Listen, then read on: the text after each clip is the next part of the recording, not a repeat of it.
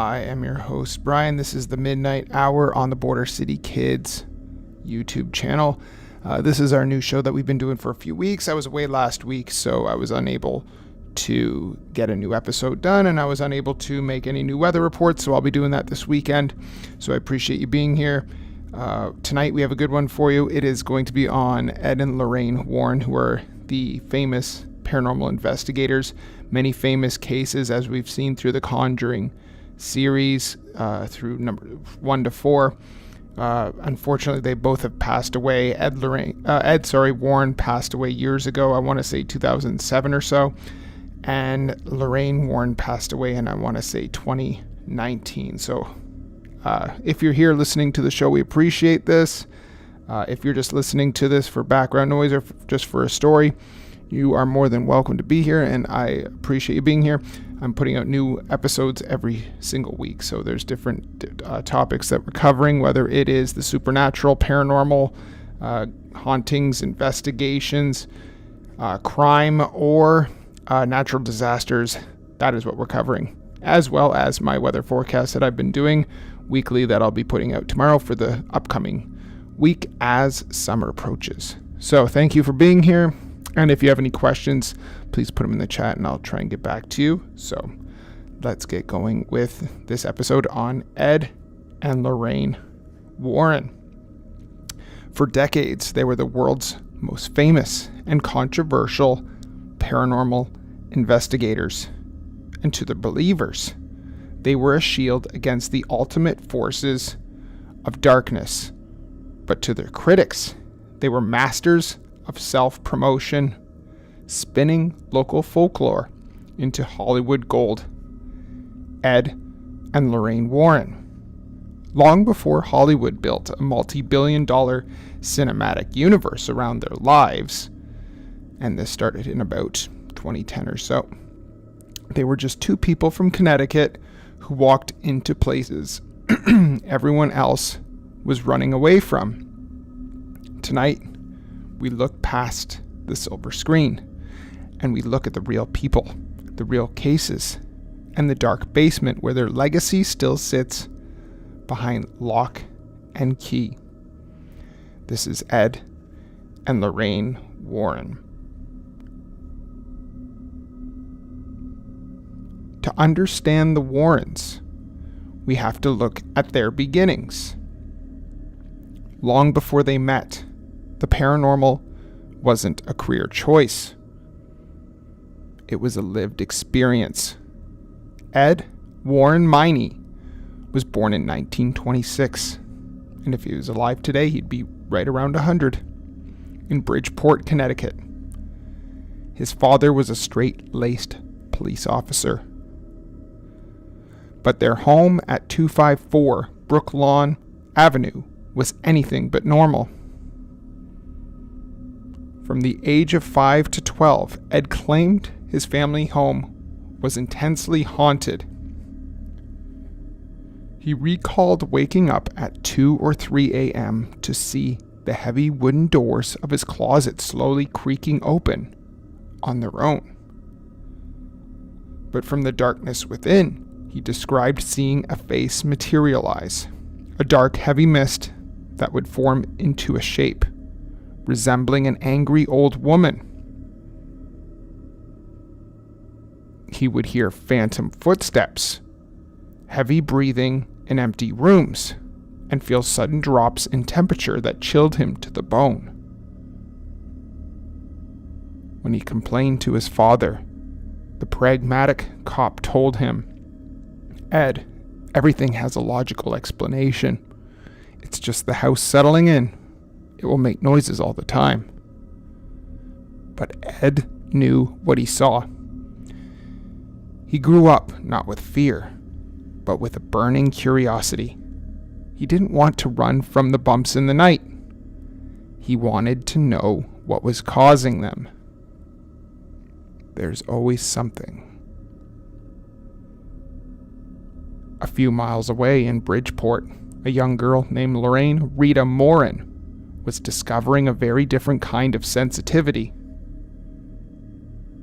Raised in a strict Catholic environment, Lorraine began experiencing clairvoyant and mediumistic visions at a very young age. When Lorraine was just 7 years old, attending a private Catholic girls' school, she began seeing lights around people. They were shimmering, colored clouds radiating from her classmates and the nuns. She innocently assumed everyone could see them, not just her. It wasn't until she told a nun, "Your light is brighter than Mother Superior's," that she realized her gift was unique. The nun punished her for lying, forcing Lorraine to hide her abilities. She kept her visions a secret, terrified of being labeled unstable or sacrilegious, internalizing a world of energy and spirits that no one else around her could perceive. Then came 1943. Ed was only 16, working as an usher at a colonial theater in Bridgeport. Lorraine walked in with her mother. Their eyes met. They struck up a conversation, and a partnership was born that would last more than 60 years. Ed went off to serve in World War II in the Navy, surviving the sinking of his ship in the North Atlantic. When he returned on leave, they married. They were young, ordinary, and looking for their place in the post-war world. Ed went to art school, developing a talent for landscape and architectural painting. But the supernatural still called to them. In 1952, they founded the New England Society for Psychic Research, or the NESPR. It is the oldest ghost hunting group in New England. But back then, they didn't have a reputation. They didn't have clients calling them. They had to go find the ghosts. Ed used his art as a golden ticket. He would read about a local haunted house in the newspaper, drive out to the location with Lorraine, and set up an easel on the sidewalk. He would paint a beautiful atmospheric portrait of the house, complete with dark shadows and ghostly figures looming in the windows. The homeowners, intrigued by the artist outside, would come out to look. Ed would present the painting to them as a gift and say, "My wife and I couldn't help but notice the energy here. It's heavy. We do research into these kind of things. Have you experienced anything unusual?" 9 times out of 10, the door was thrown wide open.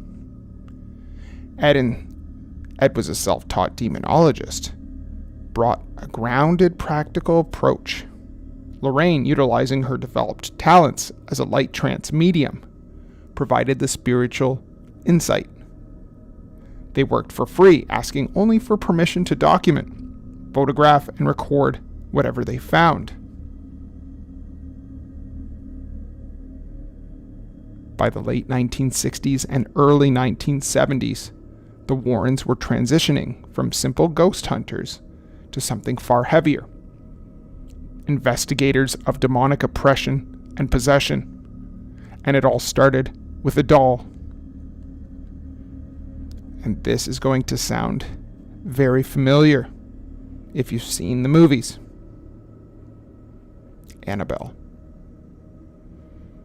In 1970, a mother bought a vintage, large-scale Raggedy Ann doll from a hobby shop for her daughter, Donna, a nursing student. Donna took the doll to her apartment, which she shared with another student named Angie. At first, the changes were subtle. The doll would be left on the bed, but found on the living room couch. Then, small scraps of parchment paper began appearing around the apartment with childish writing that read, "Help us." The students brought in a medium who held a seance and told them the apartment was built on property where a 7-year-old girl named Annabelle Higgins had died. The medium claimed the spirit of Annabelle simply wanted to inhabit the doll to feel loved. Touched by this story, Donna and Angie gave the entity permission to stay in the apartment. But unfortunately, this was their fatal mistake. The activity escalated to physical violence. A male friend named Lou was awakened one night with the doll crawling up his leg before he collapsed with claw marks burning into his chest. The Warrens were called in. Ed immediately recognized the deception. He explained to the terrified students that an human spirit cannot inhabit an inanimate object.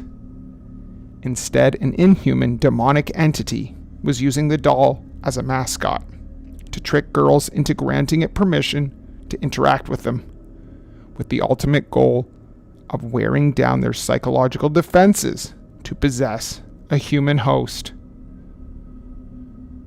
The Warrens had an exorcism performed on the apartment.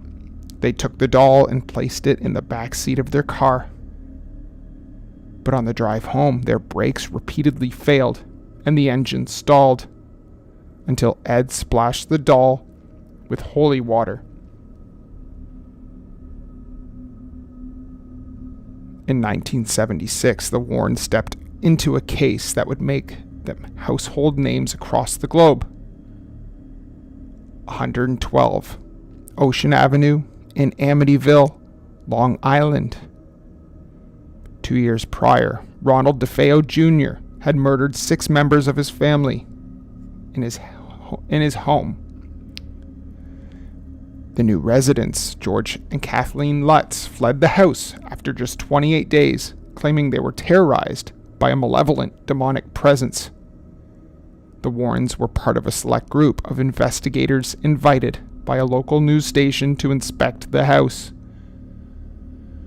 While skeptics claimed the entire affair was a hoax cooked up to sell books, Lorraine Warren maintained until her dying day that Amityville was the closest that she ever came to absolute evil. During an investigation in the home, Lorraine reported being hit with a wave of psychic depression so heavy it felt like a physical weight. When she entered the master bedroom, she claimed to see a vision of the DeFeo family members lying dead, covered in sheets. When she went down to the basement, she took a photograph that would become absolutely legendary. An image appearing to show a young boy with glowing eyes peeking out from the doorway. Believers claim it was a spirit of young John DeFeo. Skeptics, however, argue it was another investigator or a camera artifact. But for the Warrens, Amityville solidified a terrifying truth. Some houses don't just hold ghosts, they hold a dark intelligence. Into the late 70s and early 80s, we saw the Warrens traveling internationally. In 1978, they flew to England to investigate the Enfield Poltergeist, which would be Conjuring 2, where 2 young sisters were allegedly being terrorized by moving furniture, disembodied voices, and levitation. When British researchers accused the children of faking the phenomena for attention, Ed Warren insisted he saw supernatural activity firsthand, including one of the girls levitating out of her bed while asleep. Back home in 1981, they took on the trial of Arn Cheyenne Johnson, the infamous Devil Made Me Do It case. Johnson had stabbed his landlord to death during an argument. The Warrens had previously performed an exorcism on the 11-year-old brother of Johnson's fiancée, during which Johnson had allegedly taunted the demon to enter him instead. The Warrens testified at the trial, attempting to enter a legal plea of not guilty by reason of demonic possession. The judge threw the defense out, stating it could never be proven in a court of law. But the case marked the pinnacle of the Warrens' cultural influence. They had brought demonology into the American legal system. As the Warrens traveled from case to case, they noticed a recurring pattern. Objects involved in demonic rituals, curses, or intense poltergeist activity seemed to act as anchors or conduits for negative energy. Leaving them behind risked a resurgence of the haunting. Destroying them, according to Ed, could release the attached entity back into the immediate environment. So they needed to come up with a solution. And what was that solution? They would bring them home. In the basement of their unassuming gray shingle home in Monroe, Connecticut, they established the Warrens' Occult Museum. It became the largest, most notorious collection of cursed artifacts in the world. To step into the museum was to step in a physical manifestation of twilight. The ceilings were low, the air was perpetually cool, and the walls were lined with hundreds of items collected over 50 years of investigations. Crucifixes, pagan idols, satanic altars, cursed photographs, and African fertility dolls looked out from the shadows. But this wasn't a standard museum. There were no bright display cases or interactive kiosks. It was a spiritual prison. Visitors were explicitly warned, do not touch anything, do not mock anything. Ed and Lorraine maintained that even looking at these items with malice or intense skepticism could feed the residual energy attached to them. Every item in that room had a story, a long backstory, and some were deadlier than others. In one corner sat the shadow doll, created by a sorcerer using black magic. It wasn't meant for display. It was allegedly sent to victims in their mail. Those who perceived it reported horrific nightmares that would literally stop their hearts. Nearby sat an old conjuring mirror, used in necromancy, the practice of communicating with the dead. Its owners claim that instead of seeing their own reflections, they saw grotesque, shifting faces and dark figures standing directly behind them in the room. In the center of the collection stood a rustic wooden organ. This was the haunted organ from a church in Connecticut.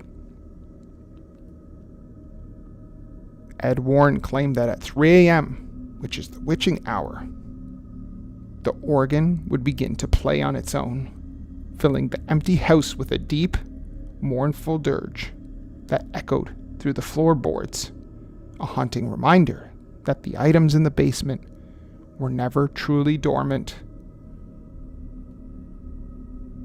But the undisputed focal point of the museum sat inside a custom-made wooden cabinet with a glass front, wrapped in chains with a wooden crucifix mounted above it and a stark warning painted on the glass. Warning, positively do not open. Inside the case sat Annabelle. Unlike the terrifying cracked porcelain doll of the movies, the real Annabelle is a soft, round-faced Raggedy Ann doll with red yarn hair and a stitched-on triangle nose. That contrast, the innocent childhood toy housing an ancient malice, made it all deeply more unsettling. The Warrens treated Annabelle as the most dangerous entity in their collection. a priest came to bless the room and the case regularly. Ed recounted a story of a young couple who toured the museum. The young man, laughing at the warnings, began tapping violently on the glass, telling the doll, "If you're real, scratch me." Ed immediately threw him out of the house, and less than an hour later, on their drive home, the young man lost control of his motorcycle and crashed head-on into a tree, dying instantly. His girlfriend, however, survived, claiming they were laughing about the doll right before the steering locked up completely.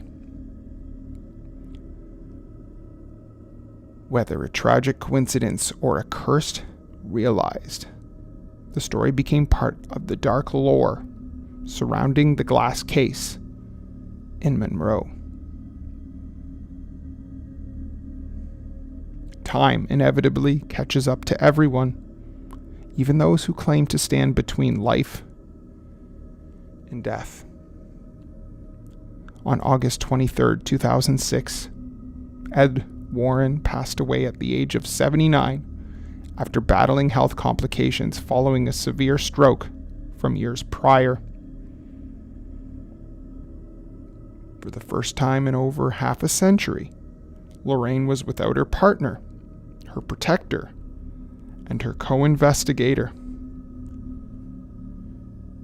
But she didn't stop the work.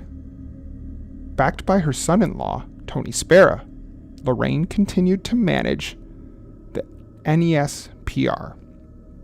She hosted seminars and consult on paranormal occurrences. She became a beloved figure to the whole new generation when Hollywood came calling. And so director James Wan adopted their case files into the Conjuring franchise, thrusting the elderly Lorraine back into the global spotlight. She even made a cameo appearance in her first film, sitting in an audience listening to the actors Vera Farmiga and Patrick Wilson portray her and her late husband. On April 18, 2019, Lorraine Warren passed away peacefully in her sleep at the age of 92.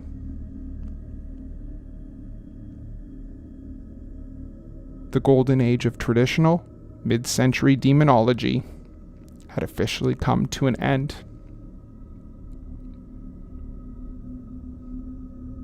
So where does the legacy of Ed and Lorraine Warren stand today, 7 years after Lorraine's death? The famous Occult Museum in Monroe, Connecticut, was permanently closed to the public. Zoning and residential complaints from neighbors, overwhelmed by thousands of fans looking for the haunted house, forced the family to shut its doors. The artifacts, including the infamous Annabelle doll, were moved to an undisclosed, secure location by their son-in-law, Tony Spera, who continues to oversee the NESPR. But as the real voices of the Warrens faded into history, the skepticism around them grew sharper. Authors, investigators, and former associates began coming forward with alternative narratives. Skeptics point out that the Warrens were incredibly skilled storytellers who profit-shared heavily on books and movie rights. Critics of the Amityville case prove that many of the details were exaggerated or fabricated over wine, with lawyers looking for a creative defense strategy. In 2017, a book by author Ray Garton revealed that when he worked with the Warrens on a case in the late 1980s, Ed allegedly told him, "The people who come to us are crazy. Just take what they give you, make up the rest, and make it scary." Were they true spiritual warriors, fighting the armies of hell? Or were they brilliant entrepreneurs who recognized that humanity's oldest emotion, fear, could be packaged, preserved, and sold?